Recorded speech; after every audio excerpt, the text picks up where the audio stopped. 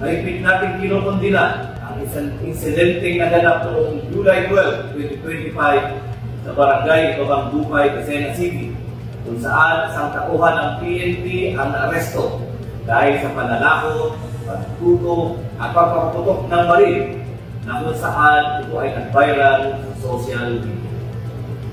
Sa ngayon po, ang nasabing pulis ay kasalukuyang nasa kustodiyan ng Lucena City Component Police Station at sisiguraduhin ko po bilang inyong provincial director na siya ay mapaparusahan at tuluyang matatagdag sa serbisyo bilang pulis. Ang ganitong klaseng asal ay hindi kailanman kinukonsente sa ating organisasyon. Walang puwang sa Quezon PPO at sino mang ginikumbadong tauhan na magsasamantala sa kapangyarihang ipinagkatiwala sa kanya. Ang sino mang lalabag sa batas ay mananagot saan manghanay siya nabibilang. Last nating paabot sa publiko na ang Quezon PPO ay naninindigan para sa serbisyong may disiplina at integridad.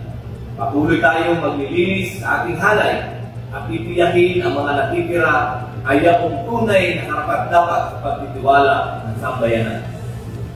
Sa mga kasamahan kong kapat sa serbisyo, huwag tayong panghinaan ng loob. Higit kailanman, kailangan natin ngayon ng pagkakaisa, disiplina at dedikasyon sa ating tungkulin.